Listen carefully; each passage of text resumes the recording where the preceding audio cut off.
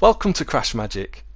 In this video we've got another quick card trick that is a great effect for spectators, but that's really easy to learn and perform.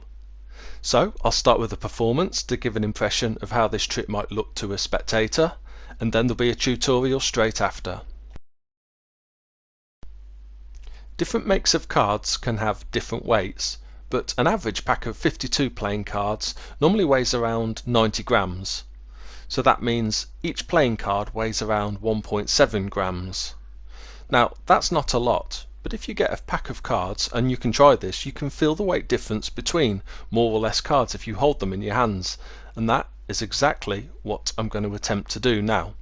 So if you could cut off please less than half of the cards from this deck. Make sure it's less than half so that I've got enough cards left over, but don't just take a couple of cards or that will make it too easy. Okay, so there's no way I can visually count how many cards you have there, but I'm going to attempt to weigh out the same amount of cards. So I want to start with more than you to begin with, and then I'll try and get down to the same weight if possible. Okay, I've definitely got too many to start with, which is good, so let's get rid of a few. Maybe a couple more. Another one maybe. That might be one too many actually. Let me try that again. Yeah, I think I might be one off, but I think that's close. They do feel about the same weight. Okay, let's count how many cards I've got here. 1, 2, 3, 4, 5, 6, 7, 8, 9, 10, 11, 12, 13, 14, 15, 16, 17, 18, 19 cards. And let's now see how many cards you cut off. 1, 2, 3, 4, 5, 6, 7, 8, 9, 10, 11, 12, 13, 14, 15, 16, 17, 18, and also 19 cards. I hope you enjoyed that card trick performance, and it's a really simple one to learn. You might not be surprised to know that I didn't use the weight of the cards to get the same amount of cards as the spectator had chosen. Instead, it's all in the setup and a bit of maths. So to begin, you need to set up the 25th card from the top to be a known card. In this case we'll use the ace of diamonds, a nice easy one to remember, but in the trick for real it's probably best not to use something quite so obvious as that.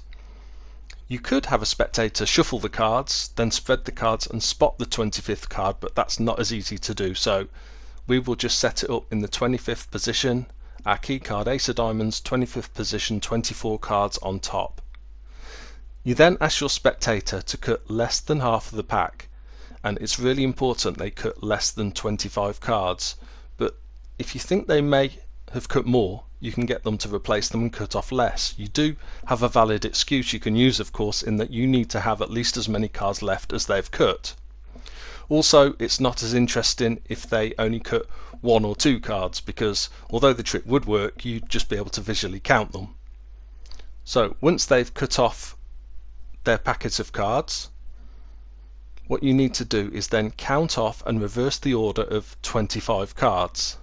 So you count off 25 cards, but ideally you don't want to be counting out loud while you're doing this. And I'll show you a quick tip at the end how you can make this not quite so obvious that you're counting 25 cards. Once you've got your cards, then you want to flip this pile face up and hold it in one hand, and then take the spectator's cards in the other hand and pretend as if you're weighing the cards in your hands like a pair of scales.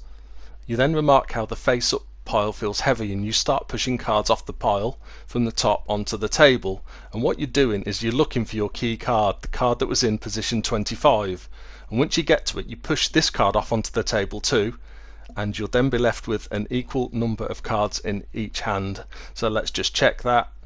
We've got 1, 2, 3, 4, 5, 6, 7, 8, 9, 10, 11, 12, 13, 14, 15, 16, 17, 18, 19, and if we count the spectators, 1, 2, 3, 4, 5, 6, 7, 8, 9, 10, 11, 12, 13, 14, 15, 16, 17, 18, and also 19 cards.